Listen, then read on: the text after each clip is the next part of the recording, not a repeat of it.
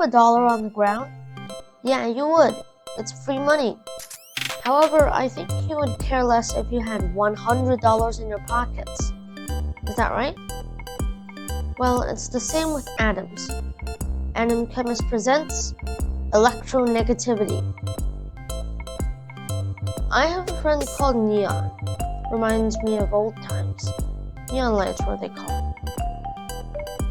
He has a lot of valence electrons, which in our world is money. We don't even bother to stoop and pick up $1 off the ground. Chlorine lives further down the street. She has a chat record with sodium that we managed to get our hands on. Apparently, she's been trying to strike up an ionic relationship with sodium.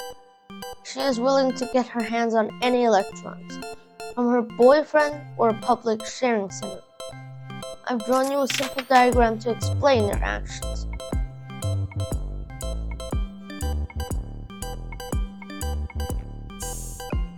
What? I haven't defined electronegativity yet? Ah yes, it's a painfully big word, but it is simply how much an atom wants electrons. We see a big difference in neon and chlorine. 3 guesses for who's more electronegative? Yes, it's chlorine.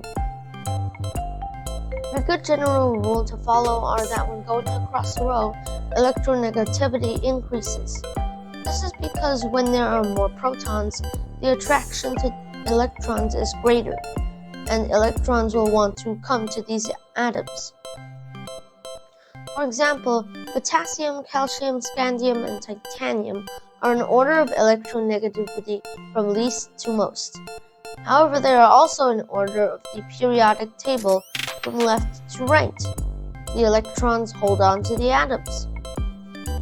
Another general rule to follow is that when dropping down a column, electronegativity decreases. This is because the atoms get bigger down a column and are less able to hold on to their far-out electrons. For example, hydrogen, the lightest atom, is much more electronegative than francium, the biggest in his family. This is when the atoms hold on to the electrons. So there you have it. Electronegativity increases through a period or a row and decreases down a group, that's a column. Think of it as this. For the first rule, electrons want to get to the atom, and the other rule says that the electrons run away from the atom. Got it?